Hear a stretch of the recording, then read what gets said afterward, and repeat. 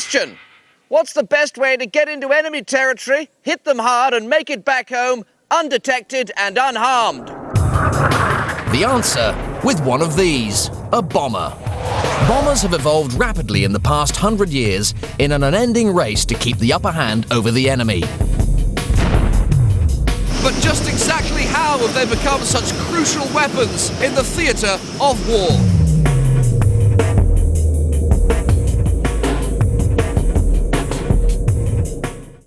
War and conflict have sadly always been a part of human existence, and the side with the most advanced technology has almost always won. For centuries, that meant surprising the enemy with a new sword, gun, tank, or torpedo. But it was always at sea or on very firm dry land. So just imagine the shock to the enemy when this happened for the first time.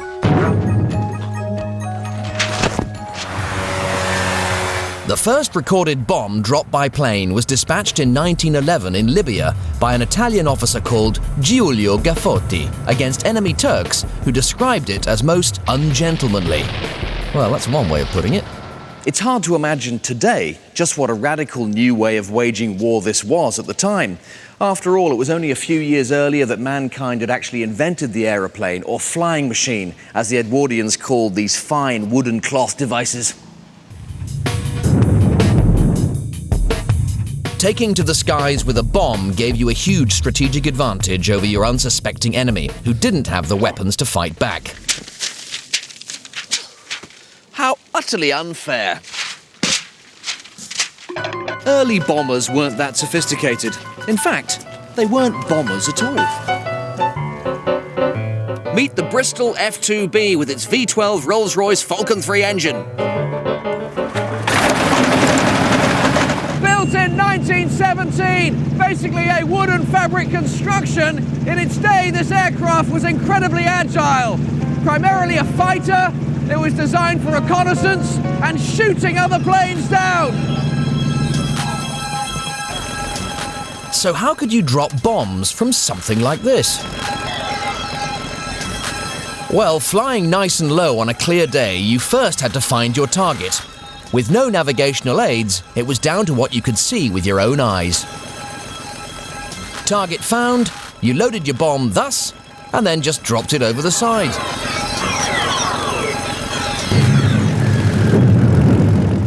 That was all there was to it. Except that it proved incredibly difficult to actually hit anything. Let me illustrate. There's my target. Here's my bomb. Chocks away, Ginger. Bomb doors open and drop. Ah! The problem is that when you let go of the bomb directly over the target, rather than falling straight down, the forward momentum of the moving aircraft is transferred to the bomb. So it carries on flying in the same direction as you are, completely overshooting the target. Bomb doors open, Wilco. Bomb doors open. The trick is to work out just the right moment to drop it ahead of the target, taking into account that forward momentum. Well, as you can see, I scored a hit, but in the heat of the battle, it would all be a bit trial and error, let's face it. So the answer was to drop more bombs to improve the chances of a hit, a capability addressed by the first purpose-built bombers. Vastly improved engine power made a massive difference. This is a 1934 Hawker Hind, and its Rolls-Royce Kestrel engine produced 640 horsepower, which meant that the plane could be built more solidly out of metal. It also meant that it could fly faster and further, and it could also carry more bombs. It had these dedicated bomb racks that meant you could drop more bombs more quickly, more accurately. But by the beginning of the Second World War, the bomber's honeymoon was over. New weapons and radar technology meant the enemy could see you coming, and had a better chance of shooting you down than you had of hitting them, causing some talk of scrapping the air bombing campaign altogether. Bit of enemy fire got me in the wrong place. How dare they? But in 1942, after years of despondency, a massive new plane radically reversed the Allies' fortunes. It tackled these problems head-on and dramatically increased destructive power. And here it is. the fantastic and hero-making Avro Lancaster.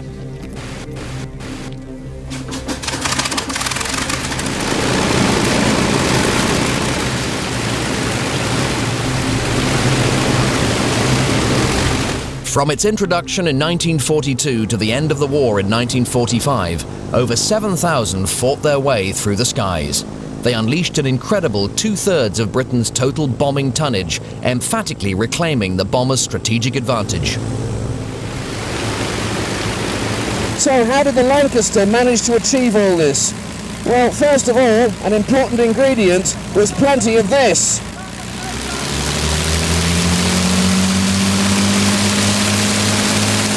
Four superb engines, 1,500 horsepower Rolls-Royce Merlins, the same engine that was behind the phenomenal success of the Spitfire.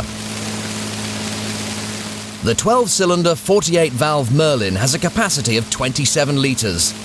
These engines and 6 large fuel tanks gave the bomber a range of 2,000 miles at speeds of up to 275 miles an hour. And they enabled it to fly at an altitude busting 20,000 feet, helping it to avoid enemy flak.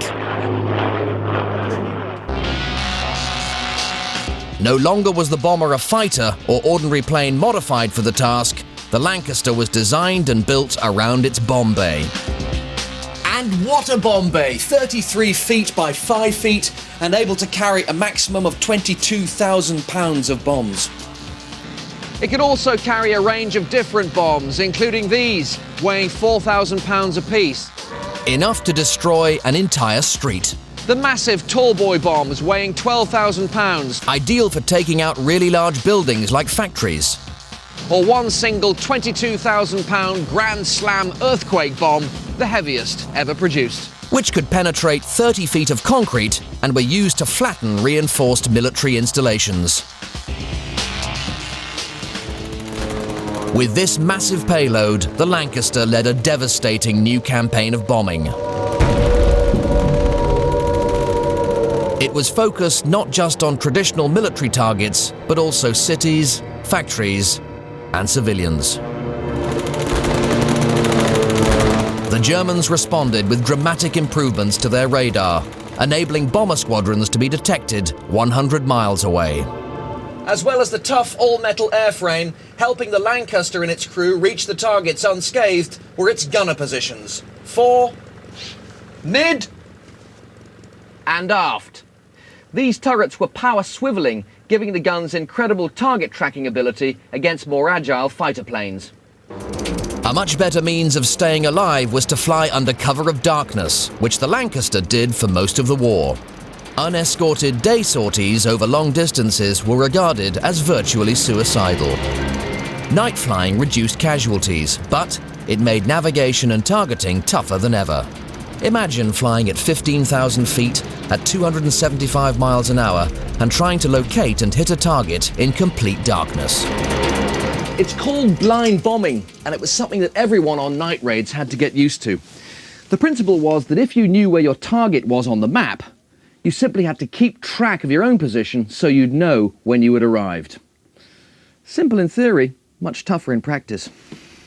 Traditionally, this was done by what's known as dead reckoning, based on speed, direction, and wind deflection calculations. The Lancaster saw the introduction of numerous electronic aids to improve this process, and the ultimate system was H2S, as fitted to this later Lancaster and identified by this pod underneath. It was radar-based and gave the navigator a pictorial image of the key landmarks ahead of and below the plane, helping him correct the course towards the target. Once the target location was established, the bomb aimer took over with the help of a computerized sight. The computer worked out the exact moment to drop the bomb, a bit like this. Right, here we go again. I'll be sliding down at around about 25 miles an hour. The target's about 50 meters away, and the bomb weighs around about 5 pounds. So, I reckon I'll need to drop around about 10 meters away from the target. Right, let's give it a whirl, shall we? Bomb doors open.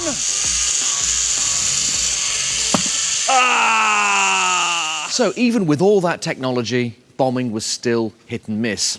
But on one mission in 1943, the Lancaster made a dramatic breakthrough in targeting precision. With this, one of the most famous bombs of all time. The Dam Buster raids were designed to hit 3 dams in the Ruhr, Germany's industrial heartland, to disrupt 75% of its water supply and paralyze German manufacturing. As the specially designed upkeep bomb was released, it would be backspun at 500 revolutions per minute, so it would bounce over the water to evade defensive barriers. It would then sink on impact with the dam wall and explode at its base, the most vulnerable point. It took a lot of testing to get it right. To create the required angle and distance of bounce, the bomb had to be dropped from a height of precisely 60 feet. A pretty tall order given the accuracy of aircraft instrumentation at the time. The solution was found in mounting 2 beams of light to the bottom of the plane. Set at a predetermined angle, they would only converge when the plane was flying at precisely 60 feet.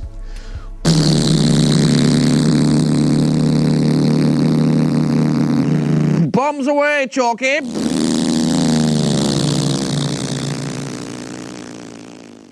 On the night itself, to avoid detection and flak, the aircraft of 617 Squadron flew at just 200 feet, all the way from RAF Scampton to Germany. The rest, as they say, is history. But despite its devastating strike rate, the cost was high. 8 out of the 19 planes failed to return, and in the war as a whole, the total losses were close to 3,500. The Lancaster was generally expected to fly just 3 weeks before being shot down. While it won lots of important battles, it didn't bring the war to an end. But this did.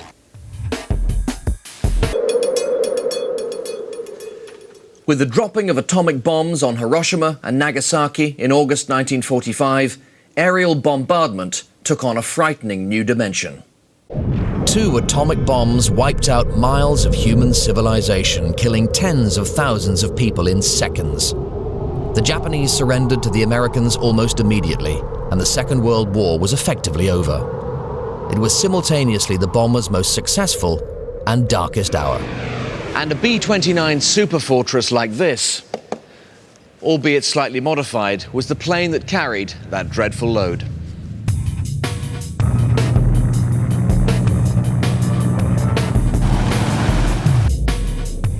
Introduced by the US Air Force in 1944, it was the biggest and most powerful bomber yet produced.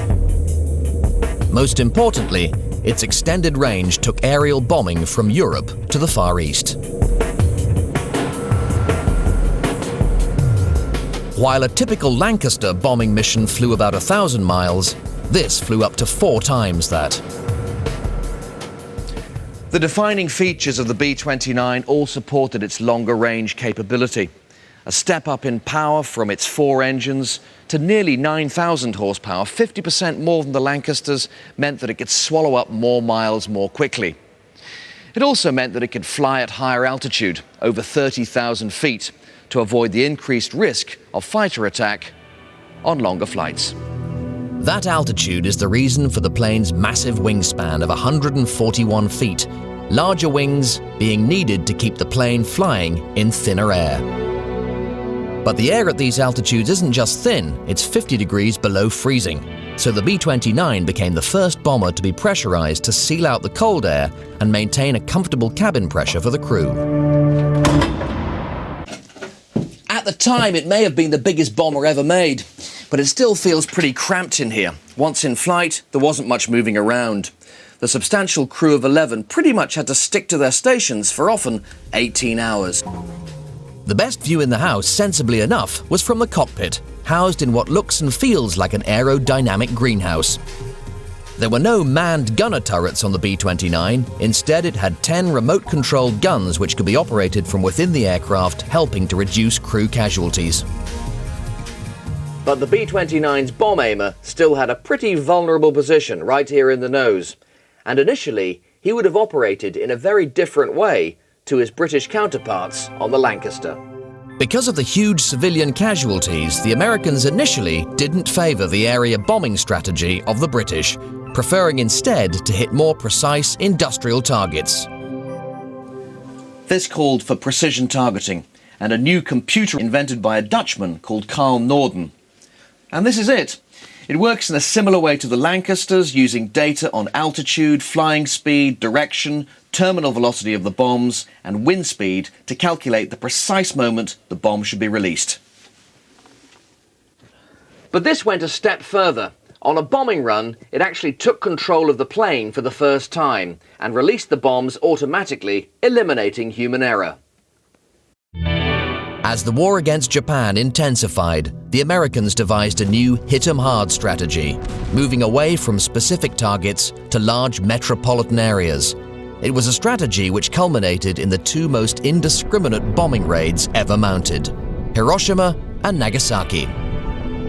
The B-29 dropped the most devastating bombs in history, and in many ways, it was the ultimate piston-engine bomber. But it was also the last significant one. After serving in Korea in the early 50s, the bombing role of this plane came to an abrupt halt in the face of a new wave of technology. The jet engine, smarter bombs, and advanced navigational and targeting avionics on much smaller aircraft like this.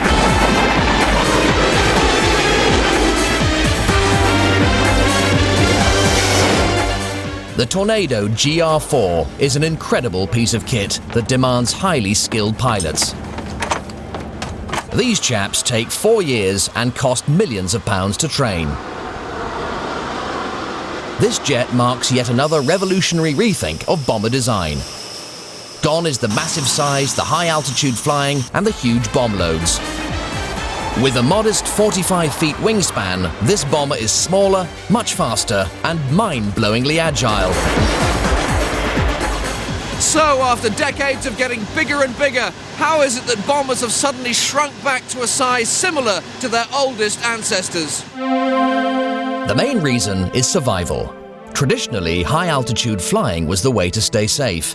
But to survive long-range missions in a world of more sophisticated radar, ground-to-air missiles and supersonic fighters, the Tornado's strategy is to fly low and fast, underneath the radar. And if it is detected deep in enemy territory, the Tornado has plenty more in reserve. Getting away from your enemy remains the primary defense. And that requires extra power in bucket loads. The Tornado's two Turbo Union RB99 jet engines power it to supersonic speeds of up to 1,452 miles an hour, and the engine's 9,000 pounds of thrust can be boosted to 14,000 pounds using afterburners. But brute power on its own is not enough. Agility to duck and dive is also crucial, so the Tornado was designed with new, improved wings, which employ variable geometry, which basically means they're adjustable. The wings can be moved during flight to maximize agility at different speeds. Swing them forwards and the aircraft becomes more maneuverable at low speed, swing them back, and you're all set for aerodynamically maximized high-speed flight. Such is the confidence in the aircraft's ability to fly quickly out of trouble, it only has one defensive gun. The Mauser 27mm fires up to 1,700 rounds per minute. Amazing though it is as an aircraft, none of these advances would have been worth it or indeed possible without these, the bombs themselves. Traditionally, bombs were purely ballistic. The target had to be found for them, and without any power of their own, they had to be dropped in just the right place. Modern bombs communicate with the aircraft to maximize their precision and effectiveness. They're guided by their own onboard GPS and invisible lasers sent out from the plane. This precision makes the bomb far more destructively effective, eliminating the need for the larger bomb loads carried by the larger bombers to make sure the target was hit. The Tornado can do the job with just one bomb. Bombs like these paveways can in theory even find a specific room in a specific building. And, unlike the bombers of the past, this aircraft and its weaponry can operate night and day in almost any weather conditions. World War II's navigation technology has evolved into extremely accurate computerized systems using GPS and terrain-following radar. Gone are the hit-and-miss days of old. A Tornado pilot should always know exactly where he is and what he's firing at. and the massive amounts of information generated by the aircraft system can be taken in by the pilot on the head-up display. So what's it like to actually fly in? Well, I'm not going to find out for real, as that takes 4 years of training. But fortunately for me and the crews, you can make all your mistakes first in a simulator like this. It's like a massive computer game, and it faithfully recreates all the functions and sensations of flying the plane itself. Here we go. The parameters of flight, even down to the weather conditions in a particular part of the world at a particular time of day, can be programmed in. The most striking development in comparison with the large bombers of old is in terms of the crew. Here, there's seating for two, the pilot and the weapons operator. Let's give it a whirl, shall we? Only as the cockpit closes do I fully realize how little room there is in here. There's no room to spare around my head, my shoulders, or anything. I'm completely surrounded and somewhat overwhelmed by computers. If you struggle with PCs, this is not the place to be. Both afterburners are fired to get us up to takeoff speed and off the ground as quickly as possible. 0 to 200 miles an hour in 20 seconds. My mission is to drop the 2,000-pound Paveway 3 bomb hanging beneath our island arms dump, while flying in low at just under the speed of sound and avoiding fire from the warships protecting it. We seem to be under attack.